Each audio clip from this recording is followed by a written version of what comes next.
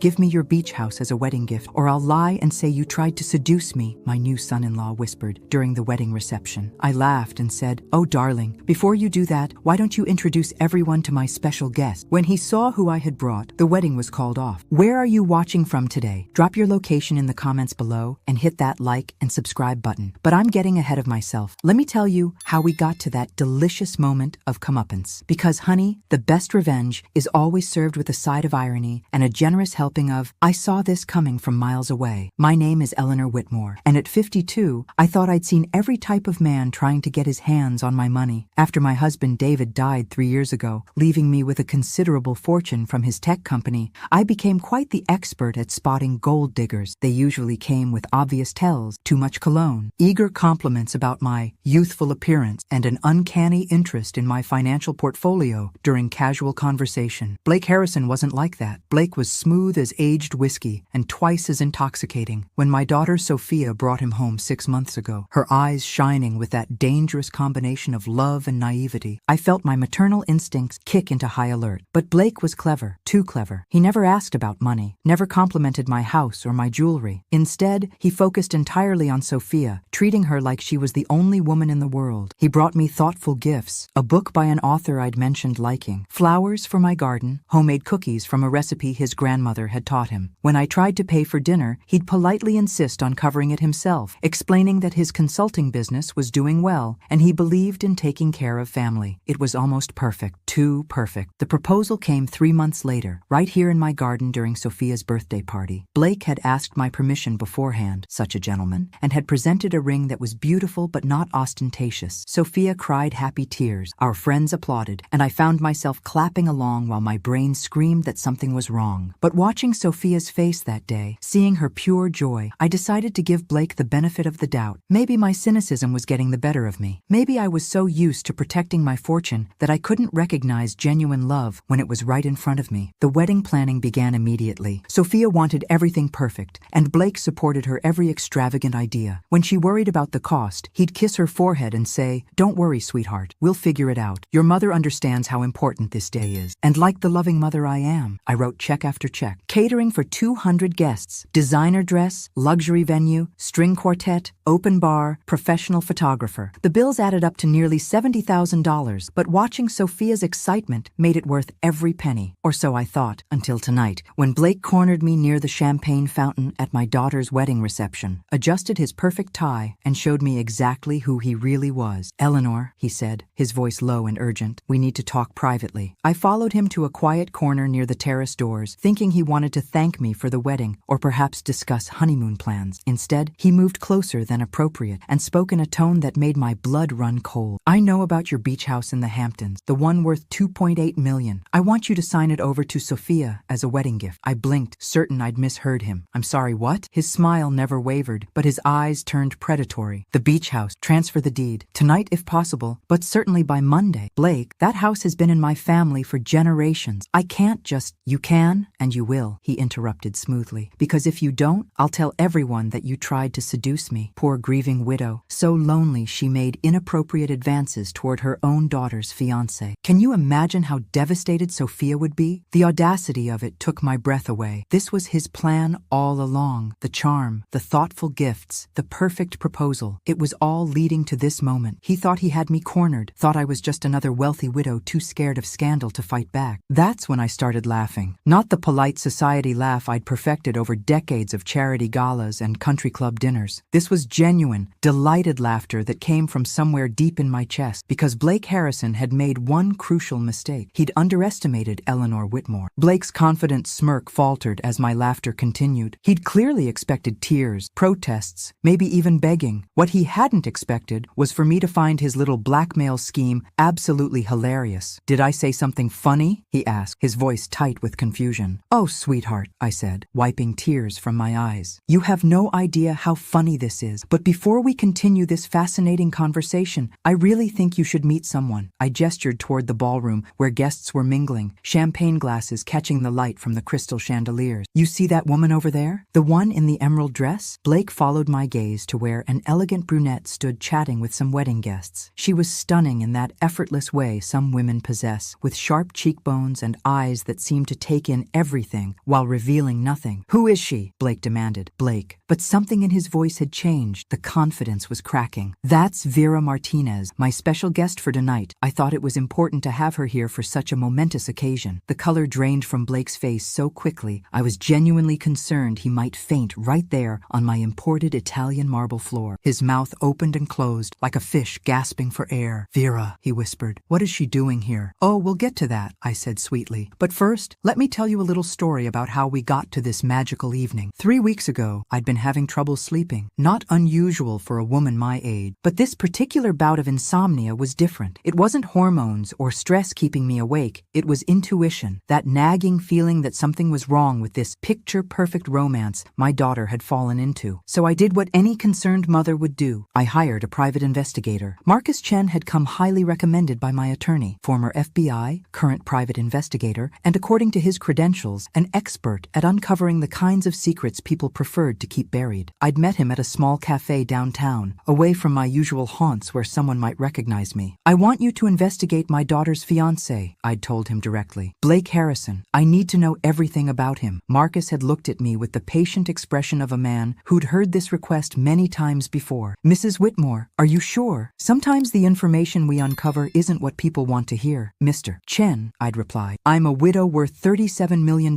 whose only child is about to marry a man who appeared in her life 6 months ago with no traceable history before that. I want to know everything." And Marcus had delivered. Oh, had he delivered? Blake Harrison wasn't just a gold digger. Blake Harrison was a professional, a con artist who specialized in targeting wealthy women through their daughters, building trust through the children before moving in for the financial kill. His real name was Blake Martinez, and he'd been working with a partner for the past 5 years, running elaborate long-term cons that netted them hundreds of thousands of dollars. That partner was Vera Martinez, his wife. Yes, wife. They'd been married for 7 years, though Vera went by her maiden name professionally. Together, they'd targeted at least 4 families that Marcus could confirm, always following the same pattern. Blake would seduce the daughter, Vera would research the family's financial situation, and together they'd plan the perfect approach to separate the family from their money. The beach house demand wasn't random. Vera had done her homework and identified it as my most valuable single asset that could be transferred without triggering major banking scrutiny. But here's where their plan went beautifully wrong. After their last con went sideways, something involving a senator's daughter and a FBI investigation that got too close for comfort, Blake had gotten greedy. Instead of lying low as Vera wanted, he'd pushed forward with targeting my family. And when Vera objected, Blake had double-crossed her, taking off with their entire savings and leaving her to face potential charges alone. Vera was not pleased with her husband's betrayal, not pleased at all, which made my phone call to her 3 days ago one of the most enjoyable conversations I'd had in years. "Ms. Martinez," I'd said when she answered, "I believe we have something in common. We've both been betrayed by Blake Harrison." The conversation with Vera had been a masterpiece of strategic alliance building. I'd approached it like any high-stakes business negotiation, which, in a way, it was. "I think you have me confused with someone else," Vera had said carefully when I first called. Professional to the end, even when her world was crumbling. "Blake Martinez, also known as Blake Harrison, also known as your husband who stole $400,000 from your joint accounts and left you holding the bag for a federal investigation into securities fraud." The silence on the other end of the line stretched for nearly 30 seconds. When Vera finally spoke, her voice was different, sharper, more honest. "Who is this?" "Eleanor Whitmore, mother of the Mark Blake, is currently working, and I believe we can help each other." What followed was the kind of conversation you don't expect to have with a complete stranger. Vera told me everything, how she and Blake had met in college, how they'd started with small cons to pay off student loans, how it had gradually escalated into their current sophisticated operation. She also told me about their rules: never target families with children under 18, never steal more than the family could afford to lose, and always split everything 50-50. Blake had broken all their rules with the senator's family, targeting them despite their teenage daughter and attempting to steal their entire retirement fund. When Vera tried to pull the plug, Blake had cleaned out their accounts and disappeared, leaving her with nothing but a phone number for a lawyer and instructions to figure it out yourself. "I've been tracking him for 2 months, she told me. "I knew he'd surface eventually. I just didn't expect him to be stupid enough to target another family so quickly." "Oh, he's not just targeting another family," I'd said. "He's gotten himself engaged to my daughter. The wedding is in 3 weeks." Another long silence. Then to my surprise, Vera had started laughing. "That idiot? He thinks he can run a marriage con without backup? Does he have any idea how complicated the legal implications are? How many moving pieces there are?" It was then that I realized Vera wasn't just just Blake's partner. She was the brains of the operation. Blake was the charming front man in front. But Vera was the strategist who made it all work. Here's what I propose, I'd said. You want your money back and revenge on Blake for betraying you. I want to protect my daughter from a man who plans to steal our family fortune. I think we can accomplish both goals. I'm listening. Be my guest at the wedding.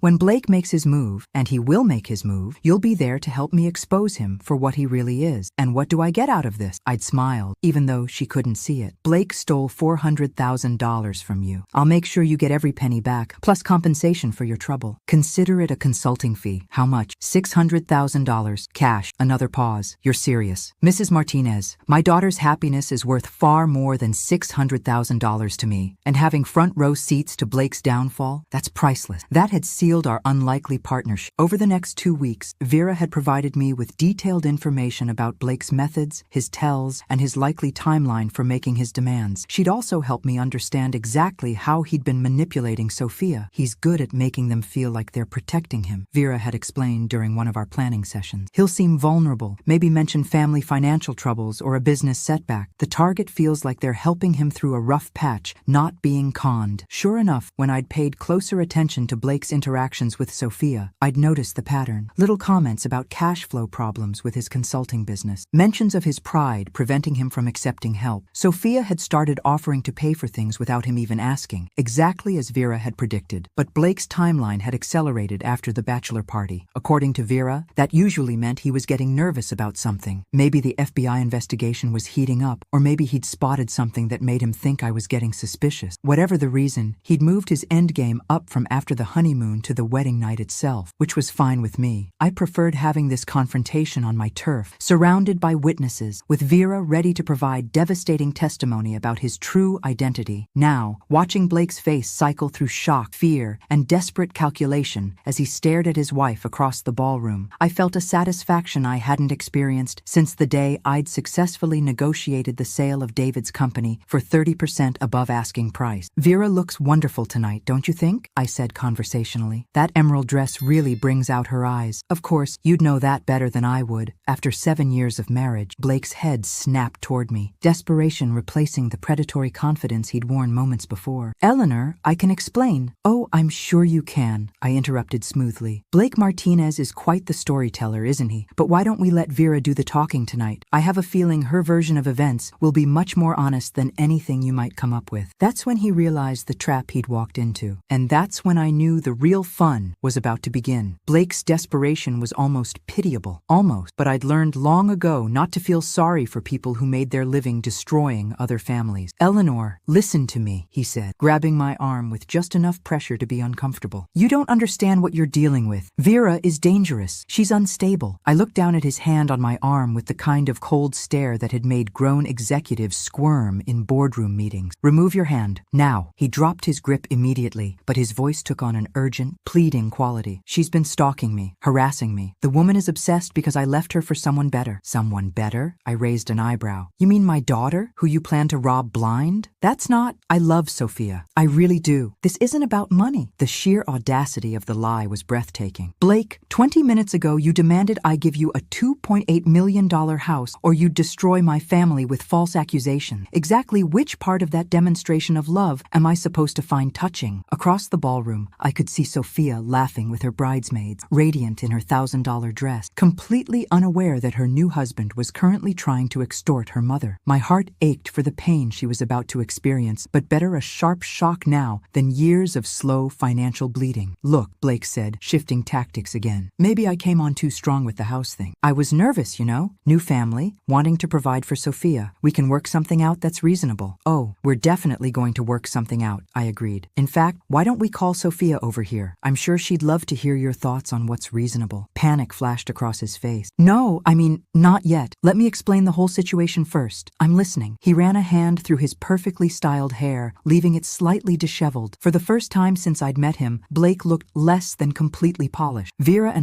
we had a business together. Import, export. Things went bad. She blamed me for some deals that fell through. She's been trying to sabotage my life ever since. Import, export, I repeated flatly. How entrepreneurial. What exactly did you import and export? Art, collectibles, high-end items for wealthy clients. I had to give him credit. The lie was smoothly delivered and plausible enough enough that someone who hadn't done their research might believe it. Too bad for Blake that I'd done very thorough research. And these wealthy clients, they didn't mind that you were importing stolen artwork or that your collectibles were actually forgeries created in a warehouse in Newark? The blood drained from Blake's face so quickly I was genuinely concerned he might collapse right there next to the ice sculpture. His mouth opened and closed soundlessly. Oh yes, I continued pleasantly. Marcus Chen is very thorough. The FBI has quite an extensive file on Martinez art acquisitions, multiple federal charges pending, including wire fraud, money laundering, and trafficking in stolen property. Fascinating reading. Really? Blake's charming mask finally slipped completely, revealing the cold calculation underneath. If you know all that, then you know what Vera is capable of. She's not here to help you, Eleanor. She's here to destroy both of us. Is she? Or is she here to get back the $400,000 you stole from her when you abandoned her to face federal charges alone? She told you about that? She told me about everything. Blake, every con you've run together for the past 5 years, every family you've targeted, every life you've ruined for profit. I watched him process this information, seeing the moment he realized his situation was far worse than he'd initially understood. This wasn't just about blackmail anymore. This was about his entire criminal enterprise being exposed in front of 200 witnesses. What do you want? He asked finally, his voice barely above a whisper. What do I want? I smiled, and from his expression, it wasn't a particularly pleasant sight. I want you to stay exactly where you are while I go collect my daughter and her new husband for a little family meeting. Eleanor. Wait, but I was already walking away, leaving Blake standing alone by the terrace doors with the dawning realization that he'd badly underestimated his mark. As I crossed the ballroom, I caught Vera's eye and gave her a small nod. She excused herself from her conversation and began moving toward the small private room I'd reserved for family photos. It was time for the main event. Sophia was glowing as I approached her group of friends, her face flushed with happiness and champagne. She looked so beautiful, so innocent, that for a moment I questioned whether I was doing the right thing. Wouldn't it be kinder to let her live in ignorance a little longer? But then I remembered the files Marcus had shown me, the other families Blake and Vera had destroyed, the senator's daughter who'd had a nervous breakdown when she learned the truth about her fiancé, the widow in Colorado who'd lost her entire retirement fund and now worked as a grocery store cashier at age 73. No, Sophia deserved the truth, no matter how much it hurt. Sweetheart, I said, touching her shoulder gently, could I borrow you for just a moment? There's something I need to discuss with you and Blake. Sophia's face lit up with curiosity as she followed me toward the small private room adjacent to the main ballroom. Mom, what's this about? Is everything okay? You look a little pale. Everything is going to be fine, sweetheart, I assured her, though my heart was breaking for what I was about to put her through. I just need to clarify a few things about your new husband. Blake had reluctantly joined us, his earlier panic now masked by a forced calmness that probably fooled Sophia, but didn't even come close to deceiving me. He'd had a few minutes to compose himself and was apparently planning to brazen this out. Mom's been acting a bit strange tonight, he said to Sophia, slipping his arm around her waist in what looked like a protective gesture. I think the excitement of the wedding might be getting to her. Sophia looked between us with concern. Mom, what's wrong? Before I could answer, the door opened and Vera stepped inside. She'd changed her expression from party guest pleasant to something much more serious, and the transformation was remarkable. This was Vera in her professional mode. Sorry I'm late, she said smoothly. I was introducing myself to some of the other guests. Beautiful wedding, Sophia. You look absolutely stunning. Sophia smiled uncertainly. Thank you. I don't think we've been introduced. No, we haven't. I'm Vera Martinez. I believe you know my husband. The words hung in the air like smoke from a gunshot. Sophia's smile faltered as she looked from Vera to Blake, confusion clouding her features. I don't understand, she said slowly. Blake, what is she talking about? Blake had gone completely still beside her, but to his credit, he didn't try to run. Sophia, this woman is disturbed. She's been stalking me, making these crazy claims. Crazy claims? Vera's laugh was sharp as a blade. Blake, honey, do you really want to do this in front of your new wife? Because I have documentation. She reached into her purse and withdrew a thick manila folder. Marriage certificate, joint tax return, bank statements showing shared account. Should I go on? Sophia stepped away from Blake as if he'd suddenly caught fire. You're married. Not just married, I added gently. They've been running marriage cons together for 5 years. Blake seduces wealthy women's daughters while Vera researches the family's finances. Tonight was supposed to be the night Blake demanded I sign over my beach house as a wedding gift. That's insane, Blake protested, but his voice lacked conviction. Eleanor, you can't seriously believe— Oh, but I can, I interrupted, pulling out my own folder, because Marcus Chen provided me with quite a comprehensive report. Would you like me to read the highlights? Or would you prefer to tell Sophia yourself about the senator's daughter? Or perhaps the widow in Colorado who's retired retirement fund you cleaned out? Sophia had gone very pale, her hand pressed against her mouth as if she might be sick. This can't be real. Blake, tell them this isn't real. Blake looked at her with what might have been genuine regret. For a moment, I almost believed he actually cared about her. Sophia, I can explain everything. It's not what it sounds like. It's exactly what it sounds like, Vera said flatly. Blake, you pathetic fool. Did you really think you could run a solo con? Did you think I wouldn't find you? You left me hanging, Blake snapped, his composure finally cracking. The FBI was breathing down our necks and you wanted to cut and run. I wanted to follow our exit strategy, the one we'd planned for exactly this situation. But you got greedy and thought you could steal our entire nest egg and disappear. Sophia made a small, broken sound that cut through me like a knife. Oh God, this is really happening. I moved to her side and gently guided her to a chair. Sweetheart, I'm so sorry. I know this is devastating, but better you know now than after he spent years stealing from our family. Stealing? Sophia looked at Blake with dawning horror. Were you really going to steal from us? Blake's mask slipped completely then, revealing the cold mercenary underneath. Your mother has $37 million,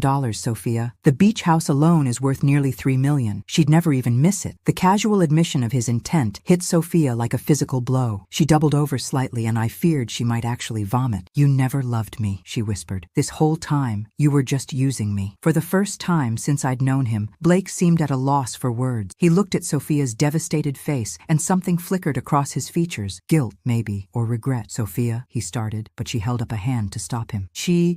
Just don't. She stood on shaky legs, her wedding dress rustling around her. I need to get out of here. Sweetheart, I began. Not you too, Mom. I can't deal with everyone right now. I just need air. She pushed past Blake and out of the room, leaving the three of us in uncomfortable silence. Through the doorway, I could see her hurrying toward the terrace doors, her bridesmaids rushing to follow her. Well, Vera said after a moment, that went better than expected. Blake shot her a look of pure hatred. You destroyed her life for revenge. I destroyed her life? Vera's voice rose dangerously. You're the one who proposed to that girl with no intention of being faithful to her. You're the one who planned to rob her family blind. And you're the one who taught me how to do it. The admission hung between them like a toxic cloud. I stood there watching these two criminals blame each other for the pain they'd caused my daughter and felt a cold rage building in my chest. Enough, I said quietly. Both of them turned to look at me, perhaps hearing something in my voice that warned them they'd pushed too far. You're both responsible for this, and now you're both going to help me fix it. The silence in the room was deafening after my pronouncement. Blake and Vera stared at me with expressions ranging from confusion to outright alarm. Fix it? Blake repeated slowly. Eleanor, I don't think you understand. What I understand, I said, my voice carrying the authority I'd developed over decades of running board meetings, is that my daughter just had her heart broken on what should have been the happiest day of her life. What I understand is that you two are responsible for that devastation. And what I understand most clearly is that you're both going to help me minimize the damage to her reputation and emotional well-being. Vera raised an eyebrow with something that might have been respect. And if we refuse? I smiled. And from their reactions, it wasn't a pleasant expression. Then I call the FBI, tonight, right now, and explain exactly how I've uncovered an ongoing criminal enterprise. You can't prove anything, Blake said, but his voice lacked conviction. Can't I? I opened my own folder again. Marcus Chen was quite thorough. Bank records showing unusual patterns of deposits from your previous mark. Email communications between you two discussing target families. Phone records. Security footage from hotels you've stayed in while running cons. I pulled out a photograph showing Blake and Vera entering a hotel together just 2 months before he'd started dating Sophia. This is from the Denver Marriott, taken 3 days after you'd emptied the Colorado Widow's retirement account, the same account that Vera helped you access by providing inside information about the woman's banking habits. Vera's professional mask slipped slightly. That's circumstantial, perhaps, but combined with testimony from previous victims who are very interested in seeing you both prosecuted, I think it builds quite a compelling case. I could see them both calculating their options, weighing the risks of cooperation against the certainty of federal prison. What exactly are you proposing? Vera asked finally. Damage control. Sophia is going to have to face 200 wedding guests and explain why her marriage is over before the cake is even cut. The gossip will follow her for years unless we manage this carefully. I moved to the window overlooking the terrace, where I could see Sophia sitting on a stone bench surrounded by her bridesmaids, still in shock. Blake, you're going to tell everyone that you've realized you're not ready for marriage. Cold feet, a moment of panic about commitment, something that makes you look immature but not criminal. And Vera? Blake's voice was bitter. Vera is going to be the concerned friend who helped you realize you were making a mistake. She'll corroborate your story about having doubts. Vera laughed harshly. You want me to help protect his reputation reputation after what he did to me? I want you to help protect my daughter's reputation, I corrected. Blake's reputation is irrelevant to me, but if Sophia has to face questions about being married to a con artist, the humiliation will destroy her. I turned back to face them both. In exchange for your cooperation, I'll make sure the FBI investigation focuses on your previous crimes, rather than this attempted con. Sophia won't have to testify, and her name stays out of the legal proceedings. And what about my money? Vera demanded. The $400,000 Blake stole from me? I reached into my purse and withdrew a cashier's check I'd prepared earlier that day. $400,000 as promised, plus an additional $200,000 for your cooperation tonight. Vera's eyes widened as she looked at the check. You're serious? Completely. Blake, in exchange for your cooperation, I won't press charges for attempted extortion regarding the beach house. You'll walk away from this with your freedom, which is more than you deserve. Blake was staring at me with something approaching awe. You planned all of this, every detail. Blake, I've been planning hostile takeovers and complex business negotiations for 30 years. Did you really think I couldn't handle one amateur con artist and his disgruntled partner? Before either of them could respond, there was a soft knock on the door. My event coordinator, Patricia, peeked her head inside. Mrs. Whitmore, I'm sorry to interrupt, but the guests are asking about the cake-cutting ceremony, and some people are wondering about the bride. Tell them we'll make an announcement in 5 minutes, I said. Family emergency that needs to be addressed. Patricia nodded and closed the door, leaving us alone again. 5 minutes, I said to Blake and Vera. That's how long you have to decide whether you want to cooperate with my plan or explain yourselves to federal agents. Blake looked at Vera, then back at me. The calculation in his eyes was almost visible as he weighed prison time against public embarrassment. If I do this, he said slowly, I want guarantees, in writing, that you won't pursue legal action. Done. Vera, she was still staring at the check in her hands. This is really $600,000. It is, and all you have to do is spend 15 minutes playing a role you're undoubtedly qualified for. The concerned friend trying to help someone make the right decision. Vera looked at Blake with undisguised contempt. After 7 years of partnership, this is how it ends? With me helping you save face in front of your latest Mark's family? Vera, fine, she said, cutting him off. But Blake, after tonight, we're done. Finished. If I ever see you again, I'll turn you in myself. Blake nodded, the defeat clear in his posture. Understood. I felt a moment of satisfaction at their capitulation, but it was quickly overshadowed by concern for Sophia. The hardest part was still ahead, helping my daughter pick up the pieces of her shattered dream. Excellent. Now let's go face the music. And remember, you're both devastated by Blake's last-minute realization that he's not ready for marriage. This is a tragedy of poor timing, not criminal intent. As we prepared to leave the room and face the wedding guests, I caught sight of myself in the mirror. I looked composed, in control, every inch the successful businesswoman who'd learned to navigate crisis with grace. But inside, I was already planning Blake Martinez's complete and total destruction. Because while Sophia might forgive him eventually, her mother never would. The main ballroom felt like a theater as we stepped back into it, all eyes turning toward our small group with the kind of hungry curiosity that accompanies any wedding drama. I could feel the speculation buzzing through the crowd like electricity. Sophia was back inside, standing near the head table with her maid of honor, Rebecca. Even from across the room, I could see that she'd been crying, though she'd managed to repair most of her makeup. Her spine was straight, her chin raised. She was a Whitmore, after all, and we didn't crumble in public. I approached the microphone that had been set up for toast, Blake and Vera trailing behind me like reluctant actors being dragged onto stage. Ladies and gentlemen, I began, my voice carrying clearly across the now silent ballroom. I need to share some unexpected news with you all. The silence deepened. 200 faces turned toward me with rapt attention. Blake has something he'd like to say. I stepped aside, gesturing for Blake to take the microphone. He looked pale but determined as he cleared his throat. Thank you all for being here tonight to celebrate with Sophia and me, he began, his voice steady despite the circumstances. Unfortunately, I need to be honest about something. He paused, looking out at the crowd with what appeared to be genuine remorse. I've realized that I'm not ready for marriage. I thought I was, but standing here tonight, I understand that I've made a terrible mistake. A collective gasp rose from the assembled guests. Sophia closed her eyes briefly, but her composure held. Sophia deserves so much more than someone who has doubts on their wedding day, Blake continued. She deserves complete certainty, total commitment, and I can't give her that right now. Vera stepped forward then, playing her part perfectly. I've been trying to talk to Blake about this for weeks, she said, her voice carrying just the right note of concerned friendship. As someone who's known him for a long time, I could see he was having second thoughts. I hoped he'd work through them, but she let the sentence hang, allowing the guests to fill in the blanks themselves. I take full responsibility for this situation, Blake said, looking directly at Sophia. This has nothing to do with you, Sophia. You're perfect. I'm the one who's not ready for this level of commitment. It was a massive masterful performance, I had to admit. Blake managed to sound sincere, regretful, and mature all at once. If I didn't know the truth, I might have felt sorry for him. The murmuring from the crowd grew louder as people processed this information. I could hear fragments of conversation. Cold feet, better now than later. Poor Sophia. Sophia stepped up to the microphone then, and I felt my heart break a little more at the forced smile on her face. I want to thank everyone for being here tonight, she said, her voice remarkably steady. Obviously, this isn't how we planned for the evening to go, but I appreciate your love and support. She paused, looking around the room at the faces of family and friends who'd come to celebrate her marriage. The bar will remain open, and please, enjoy the dinner we've prepared. Just because Blake and I won't be cutting cake together doesn't mean you shouldn't celebrate. After all, you're here, the music is beautiful, and the salmon is exceptional. A few people laughed at that, and I could see some of the tension leaving the room. Sophia had handled it perfectly, with grace and just enough humor to keep people from feeling too uncomfortable. Mom, she said, stepping away from the microphone and taking my arm. Can we talk privately? I nodded, and we made our way toward the terrace doors. Behind us, I could hear Patricia efficiently directing the catering staff to begin serving dinner, despite the change in circumstances. Outside on the terrace, Sophia finally let her composure slip. She leaned against the stone railing and let out a shaky breath. Was any of it real? She asked quietly. Did he care about me at all, or was it always just about the money? It was the question I'd been dreading, because I wasn't sure I knew the answer. Blake's performance tonight suggested he was capable of genuine emotion, even while perpetrating a criminal con. I think he convinced himself he cared about you, I said carefully. But sweetheart, his actions speak louder than his feelings. He was planning to steal from our family. That's not love. Sophia nodded, tears finally starting to fall. I feel so stupid. How did I not see it? Because he's a professional, honey. He's been doing this for years. You couldn't have known. She was quiet for a long moment, looking out at the gardens where fairy lights twinkled like stars. The beach house, she said suddenly. You said he demanded you give him the beach house. Yes, that house has been in our family for 4 generations. I know. Her expression hardened then, and for the first time that evening, I saw real anger replace the hurt and confusion. He was going to steal great-grandmother's house. That was the plan. Sophia straightened, and I recognized the look in her eyes. It was the same expression I got when someone tried to take advantage of me in business. What happens to him now? She asked. Blake, I mean. Does he just walk away from this? I considered how much to tell her about my arrangements with Vera and Blake. He'll face consequences for his previous crime. The FBI is building a case, but not for what he tried to do to us. No, I thought it was more important to protect your privacy than to pursue charges that would put you in the middle of a media circus. Sophia was quiet again, processing this information. When she looked at me again, her expression was thoughtful. Mom, can I ask you something? Anything. How long have you known? The question caught me off guard. Known what? That something was wrong with Blake. When did you first suspect? I thought about it honestly. The night he proposed, something about the timing felt calculated, but I convinced myself I was being paranoid. And when did you know for sure? 3 weeks ago. That's when I hired the private investigator. Sophia smiled then, and it was the first genuine smile I'd seen from her all evening. 3 weeks ago. So you've been planning this confrontation for 3 weeks? Yes. And you arranged for his wife to be here tonight? Yes. Her smile widened. You're terrifying, Mom. Do you know that? I laughed, feeling some of the tension finally leaving my shoulders. I prefer thorough. No, definitely terrifying. Remind me never to cross you. We stood together in comfortable silence for a moment, watching the wedding guests through the ballroom windows as they adapted to the unexpected turn of events. What happens now? Sophia asked. I mean, practically speaking. Do I go back in there and pretend everything is fine? You go back in there and show everyone that Eleanor Whitmore's daughter doesn't fall apart over a man who wasn't worthy of her in the first place. Sophia laughed, and this time it sounded almost normal. Is that what we're calling this? An unworthiness problem? Sweetheart, any man who tries to extort your mother on your wedding day has serious unworthiness issues. She was quiet for another moment. Then, I want to know what happens to him. To both of them. I want to know that there are consequences. I looked at my daughter, strong, intelligent, and angry in all the right ways, and made a decision. Then let me tell you about the rest of my plan. The rest of your plan? Sophia's eyebrows rose. Mother, what exactly have you been plotting? I glanced around the terrace to make sure we were truly alone, then moved closer to my daughter. Blake and Vera think they're walking away from this with a slap on the wrist. They're wrong. I'm listening. The cashier's check I gave Vera tonight, it's perfectly legitimate, drawn on one of my accounts. But what she doesn't know is that Marcus Chen has been tracking every financial move Blake has made for the past month. We know exactly where he hid the money he stole from her. Sophia's eyes lit up with understanding. You're using her as bait. Vera thinks she's getting $600,000 for one night's performance. What she's actually doing is accepting payment from a crime victim to participate in exposing an ongoing criminal enterprise. The FBI will view her cooperation tonight as evidence that she's willing to testify against Blake in exchange for immunity. And Blake? I smiled, feeling the satisfaction of a plan coming together. Blake thinks he's escaping legal consequences by agreeing to the cold feet story. What he doesn't realize is that by admitting he wasn't ready for marriage in front of 200 witnesses, he's provided perfect cover for annulling the marriage on grounds of fraud. But we haven't actually gotten married, Sophia pointed out. The ceremony ended before. Actually, you did get married. Father Martinez completed the legal portions before Blake's little crisis of conscience. In the eyes of the law, you're Mrs. Blake Harrison. Sophia's face went pale. Oh God, I'm married to him. Temporarily. The annulment papers are already prepared. Marcus's investigation provides clear evidence that Blake entered into the marriage with fraudulent intent, specifically to gain access to family assets. The marriage will be declared void, as if it never happened. How is that possible? How did you prepare annulment papers before tonight? I gave her a look that I hoped conveyed both maternal love and complete ruthlessness. Sweetheart, I've been preparing for this evening for 3 weeks. Did you think I'd leave anything to chance? Sophia stared at me for a long moment. You knew this would happen. You knew Blake would try to extort you tonight. Vera provided very detailed information about Blake's methods. The timeline was always going to accelerate around the wedding. I just made sure I was ready for it. And if he hadn't taken the bait, if he'd actually gone through with the marriage without trying to steal anything, then I'd have found another way to expose him. But Sophia, men like Blake, can't help themselves. The moment they think they have access to significant money, they get greedy. She was quiet for several minutes, processing everything I'd told her. When she finally spoke, her voice was thoughtful. What happens to the money? The $400,000 Blake stole from Vera? That's the beautiful part. Blake hid it in an account in the Cayman Islands, thinking that would make it untraceable. But international financial tracking has come a long way in recent years. Marcus was able to locate the account and provide the information to federal authorities. So Vera gets her money back. Vera gets the $600,000 I gave her tonight, plus the $400,000 the FBI will recover from Blake's hidden account. Blake, meanwhile, loses everything. Sophia smiled, and there was something fierce in her expression that reminded me strongly of myself at her age. What about the other families he's hurt? Do they get their money back too? Some of it. The government will seize all of Blake and Vera's assets as proceeds from criminal activity. Restitution will be distributed to verified victims, including the senator's daughter and the widow in Colorado. Especially them. Marcus has been in contact with all the previous victims. They're very eager to see justice done. We stood together in the cool evening air, both of us contemplating the web of consequences that would soon entangle Blake and Vera. Despite everything that had happened, I felt a sense of satisfaction at the thoroughness of the justice that was coming. Mom, Sophia said suddenly, there's something I need to ask you, of course. When you hired Marcus to investigate Blake, did you hope he'd find something? Or were you hoping to prove that Blake was legitimate? It was a fair question, and one I'd asked myself many times over the past few weeks. Honestly, I was hoping Marcus would find nothing. I wanted to be wrong about Blake for your sake, but I wasn't willing to risk our family's financial security on hope. And if Marcus had found nothing, if Blake had been exactly who he claimed to be, then I'd have apologized to him, welcomed him into the family, and probably felt guilty about my suspicions for years. Sophia nodded slowly. But you'd have done the investigation anyway, without hesitation. Sweetheart, after your father died, I promised myself I'd never again be caught unprepared for threats to our family. Blake might have been charming and attentive, but he was also a stranger with no verifiable history who'd appeared in our lives right after your father's obituary made our wealth public knowledge. The obituary mentioned Dad's company sale. It mentioned that he'd been CEO of Whitmore Technology. Anyone who bothered to research could have figured out the rest. Sophia was quiet again, and I could see her working through the timeline in her head. Blake contacted me 6 weeks after Dad's obituary ran in the Times. Exactly. And he approached you at that charity gala where the guest list was published online, including brief biographies that mentioned family connections. He researched me before he ever spoke to me. Extensively. Vera provided details about how they selected targets. They looked for recently bereaved families, particularly widows with adult children. Emotional vulnerability combined with significant assets. The full scope of Blake's manipulation was clearly sinking in for Sophia. Her face cycled through hurt, anger, and finally a kind of grim determination. I want to watch, she said suddenly. Watch what? When the FBI arrests him. I want to be there when he realizes that his perfect plan fell apart. I studied my daughter's face, seeing echoes of my own ruthless streak in her expression. Are you sure? It won't be pleasant. Neither was having my heart broken by a professional liar on my wedding day. Yes, I'm sure. I nodded, feeling a surge of pride at her strength. Then you'll be there. Marcus arranged for us to observe when they execute the arrest warrant. When? Tomorrow morning. Blake and Vera think they have time to disappear, but Marcus has been tracking their movements. They won't get far. As if summoned by our conversation, my phone phone buzzed with a text from Marcus. Subjects are leaving the venue together. Teams are in position. I showed the message to Sophia, who read it with satisfaction. They're leaving together? Even after everything that happened tonight? Honor among thieves, I said dryly. Or more likely, they're planning one last con before they part ways permanently. Either way, they won't get the chance. We stood together watching the fairy lights twinkle in the garden, both of us contemplating the justice that would be served in the morning. Despite the devastation of the evening, I felt closer to my daughter than I had in years. Mom, Sophia said quietly. Yes, sweetheart? Thank you for protecting me, for being prepared, for making sure they don't get away with this. I put my arm around her shoulder, feeling the strength in her that would carry her through the difficult days ahead. That's what mothers do, honey. We protect our children from predators, even when those predators are charming enough to fool everyone else. Tomorrow would bring justice. Tonight, it was enough to stand with my daughter and know that the Whitmore family would emerge from this stronger than before. The next morning dawned crisp and clear, the kind of perfect autumn day that made everything feel possible. I sat in my kitchen with my coffee and the morning paper, waiting for Marcus's call. Sophia had spent the night in her childhood bedroom, claiming she needed the comfort of familiar surroundings. She appeared in the doorway at exactly 8 o'clock, dressed in a navy business suit that made her look every inch the competent professional she was. The vulnerability from last night had been replaced by steely determination. Any word? She asked, pouring herself coffee from the pot I'd prepared. Marcus said they'd move at 8:30. Blake and Vera are staying at the Marriott downtown, apparently planning to leave the city this morning. They really thought they could just walk away. Criminals often overestimate their own cleverness, I observed. Blake has been successful with his cons because his previous targets were either too embarrassed to report the crimes or too trusting to investigate properly. My phone rang at exactly 8:25. Marcus's voice was calm but satisfied when I answered. Mrs. Whitmore, we're in position. Are you and Sophia ready? We're ready. Meet us at the parking garage across from the Marriott, level 3, northwest corner. You'll have a clear view of the hotel entrance from there. 20 minutes later, Sophia and I stood beside Marcus's surveillance van, watching the hotel entrance through high-powered binoculars. The morning was busy with business travelers and tourists, making it easy for the FBI team to blend into the crowd. There, Marcus said, pointing toward the hotel's revolving doors. Blake just came out. I adjusted my binoculars and saw Blake emerge onto the sidewalk, pulling a large suitcase behind him. He looked relaxed, even cheerful, apparently believing he'd successfully escaped any consequences for his actions. Where's Vera? Sophia asked. She'll come out separately, Marcus explained. They're still trying to maintain the appearance of being strangers, even though we know they spent the night in the same room. Sure enough, 5 minutes later, Vera appeared at the hotel entrance. She looked around carefully before stepping onto the sidewalk, clearly more paranoid than Blake about potential surveillance. Now, Marcus said into his radio. What happened next was like watching a perfectly choreographed dance. FBI agents emerged from parked cars, stepped out of storefronts, and materialized from what had seemed like random pedestrian traffic. Within seconds, Blake and Vera were surrounded. Through my binoculars, I could see Blake's face cycle through confusion, recognition, and finally panic as he realized what was happening. He turned toward Vera, his mouth moving rapidly, probably trying to coordinate their stories or blame her for their exposure. Vera, meanwhile, was arguing with the agents, gesturing emphatically and pointing at Blake. Even from our distance, her body language suggested she was trying to distance herself from him. She's probably claiming she was coerced, Marcus observed. Standard operating procedure when partnerships fall apart. Will it work? Sophia asked. Not with the evidence we've compiled. Vera was an equal partner in their previous cons. The fact that Blake betrayed her doesn't erase her own criminal history. We watched as both Blake and Vera were handcuffed and placed in separate FBI vehicles. Blake kept turning his head, searching the crowd as if he might spot whoever had exposed him. For a moment, his gaze seemed to land directly on our vantage point, though I knew he couldn't possibly see us through the van's tinted windows. And that's that, Marcus said with satisfaction. Blake Martinez and Vera Martinez are officially in federal custody. Sophia lowered her binoculars and turned to me with the expression I couldn't quite read. How do you feel? Relieved, I answered honestly. Justice doesn't always come this quickly or this completely. We got lucky. Lucky? Sophia laughed. Mom, luck had nothing to do with this. You orchestrated every detail. She was right, of course. But I'd learned long ago not to gloat over victories, even when they were thoroughly deserved. deserved. What happens now? Sophia asked Marcus. Now they're processed, formally charged, and eventually they'll face trial. With the evidence we've compiled, plea bargains are likely. Blake's looking at 5 to 10 years, Vera probably 3 to 5 if she cooperates fully. And the money? The FBI will recover what they can from hidden accounts and seized assets. Restitution will go to verified victims, with priority given to families who lost the most. I thought about the widow in Colorado who was working as a grocery store clerk at 73, and the senator's daughter who'd had a nervous breakdown. At least they'd get some measure of justice, even if it couldn't fully repair the damage Blake and Vera had done to their lives. There's one more thing, Marcus said, pulling out a manila envelope. The final piece of evidence we recovered last night. He handed me a photograph showing Blake and Vera in what appeared to be an intimate conversation outside a jewelry store. The timestamp showed it was taken the day before Blake had proposed to Sophia. They were planning the engagement ring purchase together, Marcus explained. Vera helped him select a ring that would be impressive enough to convince Sophia he was serious, but inexpensive enough that it wouldn't significantly impact their operating budget. Sophia took the photograph and stared at it for a long moment. Even the proposal was fake. Even that. I'm sorry, Marcus said gently. I know this is difficult. Actually, Sophia said, surprising us both, it's not. It's liberating. Every time I wondered if some part of his feelings were real, I can look at this and remember that it was all calculated. All of it. She handed the photograph back to Marcus with steady hands. Thank you for everything, for protecting us, and for making sure they can't do this to anyone else. As we drove home, Sophia was unusually quiet. I let her process everything in her own time, knowing that the full emotional impact of Blake's betrayal would take time to absorb. Mom, she said as we pulled into our driveway, I have a confession to make. Oh? Part of me is impressed. By you, I mean. The way you handled all of this. You outmaneuvered 2 professional criminals without breaking a sweat. I parked the car and turned to look at her. And the other part? The other part is slightly terrified that my mother is apparently capable of orchestrating elaborate countercons and FBI stings like some kind of white-collar vigilante. I laughed, feeling genuinely amused for the first time in weeks. Sweetheart, I prefer to think of myself as someone who protects her family by any means necessary. That's exactly what terrifies me. We sat in comfortable silence for a moment, both of us contemplating the strange turn our lives had taken. What now? Sophia asked. I mean, for me. Do I go back to work on Monday and pretend this weekend never happened? Do I tell people my marriage was annulled because my husband was a criminal? How do I even begin to move forward from this? It was a fair question, and one I'd been thinking about myself. You tell people that your marriage ended quickly because you realized you weren't compatible, I said. You focus on your career, your friends, your own happiness, and you remember that having good judgment in one area of your life doesn't mean you're naive in all areas. And if people ask questions, let them ask. People who matter will respect your privacy. People who don't matter can speculate all they want. Sophia nodded slowly. And what about you? Do you go back to your normal life and pretend you didn't just take down a criminal enterprise? I considered the question seriously. The past month had awakened something in me that I hadn't felt since David's death, a sense of purpose, of using my skills and resources to accomplish something meaningful. I think, I said carefully, that I might look into doing this kind of work more often. There are a lot of families out there being victimized by people like Blake and Vera. Maybe it's time I put my investigative skills to better use. Sophia stared at me with something between admiration and concern. You're serious? Completely. Marcus mentioned that victim advocacy groups are always looking for people with resources and determination to help expose financial predators. It seems like a good way to honor your father's memory. By becoming some kind of vigilante widow? By using the advantages I have, money, connection, investigative skill, to protect people who don't have those resources. Sophia was quiet for a long moment. When she finally spoke, her voice was thoughtful. In that case, I have one request. Anything. Next time you're planning to take down criminals who are targeting our family, maybe give me a little more advance warning. I'd like to be prepared for the emotional devastation part. I reached over and squeezed her hand. Deal. Though I'm hoping there won't be a next time. With our luck, there's definitely going to be a next time. As we walked toward the house together, I realized Sophia was probably right. But for the first time since David's death, the prospect of facing future challenges didn't feel overwhelming. It felt like an opportunity. 6 months later, I stood in the courthouse watching Blake Martinez. He'd reverted to his legal name after his arrest, receive his sentence, 7 years in federal prison, with the possibility of parole in 5. Vera had testified against him in exchange for a reduced sentence of 3 years, though their partnership was clearly over forever. Sophia had chosen not to attend the sentencing, saying she'd already spent enough emotional energy on Blake and preferred to focus on moving forward. I respected her decision, but I'd needed to see this through to the end. As Blake was led away in handcuffs, he turned and looked directly at me. For a moment, our eyes met across the courtroom. I saw recognition there, and and something that might have been respect, though I couldn't be sure. Outside the courthouse, Marcus Chen was waiting for me with a smile and a new case file. "Mrs. Whitmore," he said, falling into step beside me as we walked toward my car, "I have something that might interest you. Another financial predator? A particularly nasty one. He's targeting elderly widowers through online dating sites, convincing them to invest their retirement savings in fake cryptocurrency ventures." I took the file and glanced through the preliminary information. The pattern was familiar. Careful research into victims' finances, elaborate emotional manipulation, sophisticated technical deception designed to part vulnerable people from their money. How many victims so far? 14 that we can confirm. Total losses approaching $2 million.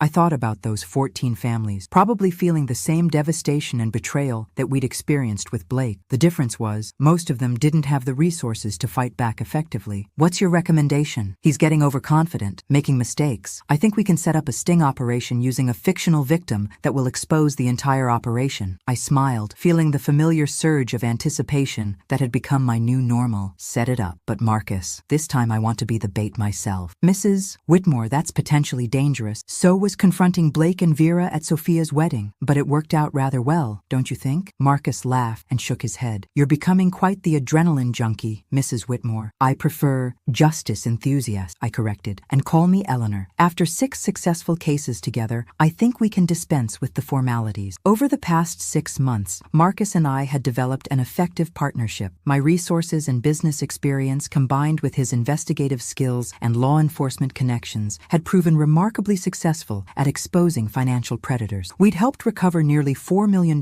for victims and seen 8 criminals sentenced to significant prison terms. The victim advocacy organization had been thrilled to have someone with my particular skill set volunteer for their cause. Turns out, there weren't many people willing and able to fund elaborate countercons and sting operations designed to protect vulnerable populations. "How's Sophia adjusting?" Marcus asked as we reached my car. "Remarkably well. She's been seeing someone new, a marine biologist who studies coral reef preservation, very passionate about environmental protection, completely uninterested in my financial portfolio, and thoroughly vetted by yours truly." "You ran a background check on your daughter's new boyfriend?" "Naturally, though I was much more discreet about it this time. Sophia doesn't need to know that Dr. James Patterson has an exemplary credit rating and has never been married to a professional criminal." Marcus shook his head with amusement. "You're incorrigible. I'm thorough, and after the Blake situation, Sophia appreciates my thoroughness, even if she doesn't always want to know the detail." We stood beside my car for a moment, both of us looking back at the courthouse where justice had finally been served for Blake's victims. "You know," Marcus said thoughtfully, "when I first met you 6 months ago, I thought you were just another wealthy woman who was paranoid about her money. And now? Now I think you're a wealthy woman with excellent instincts and a talent for strategic thinking that would be wasted on anyone less deserving than financial criminals." I laughed, genuinely pleased by the compliment. High praise from a former FBI agent. Well-deserved praise from someone who's watched you work. As I drove home, I reflected on how much my life had changed since that awful night at Sophia's wedding. I'd discovered a purpose I hadn't known I was missing, developed skills I hadn't realized I possessed, and found a way to honor David's memory that felt meaningful. My phone rang as I pulled into my driveway. Sophia's name appeared on the display. "Hi, sweetheart. Mom, are you busy tonight? James is cooking dinner for us, and we'd love to have you join us." "That sounds wonderful. Should I bring anything?" "Just yourself. And maybe try not to interrogate him about his financial history during appetizers." "Sophia, I would never—" "You asked him about his student loan debt the first time you met him. That was just making conversation. You asked him for his credit score. I was being friendly." Sophia's laughter carried clearly through the phone. "Promise me you'll behave tonight." "I promise to be the picture of maternal restraint." "That's not the same thing as promising to behave. It's the best offer you're going to get." As I ended the call, I realized I was genuinely looking forward to the evening. Sophia seemed happy for the first time since before Blake, and I was cautiously optimistic about James. My background check had revealed him to be exactly what he appeared, a dedicated scientist with a passion for ocean conservation and no hidden agendas. But I'd keep monitoring the situation, of course, because that's what mothers do. We protect our children from predators, and we make sure the good ones are worthy of them. Later that evening, sitting around James's dinner table listening to him enthusiastically explain his research on coral bleaching prevention, I caught Sophia's eye and smiled. She looked content in a way she hadn't during during her entire relationship with Blake. Relaxed, genuine, herself. "Mom," she said during a lull in conversation, "James has something to ask you." I turned to the young man with what I hoped was an encouraging expression, though Sophia's sudden nervousness suggested my smile might have been more intimidating than intended. "Mrs. Whitmore," James said, clearly steeling himself for something, "I wanted to ask your permission to propose to Sophia." The words hung in the air for a moment while I processed them. My first instinct was to demand to see his financial record, his family history, and references from everyone he'd ever known. My second instinct was to have Marcus run a deeper background check immediately. But looking at Sophia's face, hopeful, happy, and slightly apprehensive about my reaction, I realized what my response should be. "James," I said carefully, "I appreciate you asking my permission, but the only person whose permission you need is Sophia's. She's a grown woman capable of making her own decisions about her life." He looked slightly confused, as if this wasn't the response he'd expected. "However," I continued, and Sophia rolled her eyes, clearly anticipating what was coming, "I do have one condition." "Anything," James said earnestly. "No beach house requests on the wedding night." The reference went completely over James's head, but Sophia burst into laughter. "Mom, you're terrible." "I'm practical," I corrected. "And James, if you make my daughter as happy as she looks right now, you'll have my complete support." As the evening wound down and I prepared to leave, Sophia walked me to my car. "Thank you," she said, "for giving James a chance, and for not running a full FBI background check this time." "Who says I didn't run a background check?" "Oh my God." "Mom, relax. He's clean. Exemplary credit, no criminal history, and his references describe him as boringly honest. In my book, boring honesty is exactly what you deserve." Sophia hugged me tightly. "I love you, even when you're completely impossible." "I love you too, sweetheart, and I promise, this time when you get married, I won't bring any surprise guests to the wedding. Just promise me you won't bring any federal agents either." "Now that," I said with a grin, "I can't promise. A mother has to be prepared for anything." As I drove home through the quiet streets, I felt a deep satisfaction with how our story had ended. Blake and Vera were in prison. Their victims had received restitution, and Sophia had found real love with someone worthy of her. But more than that, I'd discovered that Eleanor Whitmore was capable of far more than I'd ever imagined. Protecting my family had awakened strengths I hadn't known I possessed and given me a purpose I hadn't expected to find. Some stories end with happily ever after. Others end with the promise of new adventures. This one ended with both, and honestly, I couldn't wait to see what came next. Where are you watching from today? Drop your location in the comments below and hit that like and subscribe button. Because if there's one thing I've learned from all this, it's that justice served cold is the most satisfying kind of all.